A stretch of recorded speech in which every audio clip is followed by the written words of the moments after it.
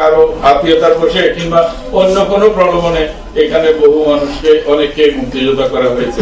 তো তাদেরকে চিহ্নিত করতে একটু সময় তো অবশ্যই লাগবে, কারণ আমরা চাই না যে ওয়ালটনের পণ্য কিনে জিতে নিতে পারেন নগদ 20 লক্ষ টাকা। Double million offer, Walton fridge কিনে পেতে পারেন 20 লক্ষ টাকা, রয়েছে কোটি কোটি টাকার নিশ্চিত উপহার। যারা সত্যিকারের মুক্তিযোদ্ধা তারা যেন কোনো না কোনো ভাবে যেন তারা ক্ষুণ্ণ না হয়, তাদের মর্যাদা যেন ক্ষুণ্ণ না হয়, সেটাকে অক্ষুণ্ণ রেখে বাকি কাজটা সম্পন্ন করতে হবে। এটাই হচ্ছে আমাদের জন্য একটু দুরূহ কাজ।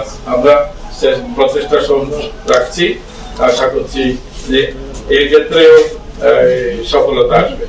আমরা একটা ইন্ডিভিজুয়ালিটিও হয়তো দেব যে যারা অমুক্তিযোদ্ধা এইভাবে মুক্তিযোদ্ধা হয়ে এসছেন তারা যেন স্বেচ্ছায় এখান থেকে চলে যান, স্বেচ্ছায় যদি চলে যান সেই কারণে যদি যায় তাহলে হয়তো তারা সাধারণ ক্ষমাও পাইতে পারে। আর যদি আমরা সেটা না হয় তাহলে আমরা যেটা বলেছি যে এই প্রতারণা তাই আমরা যাতে করি।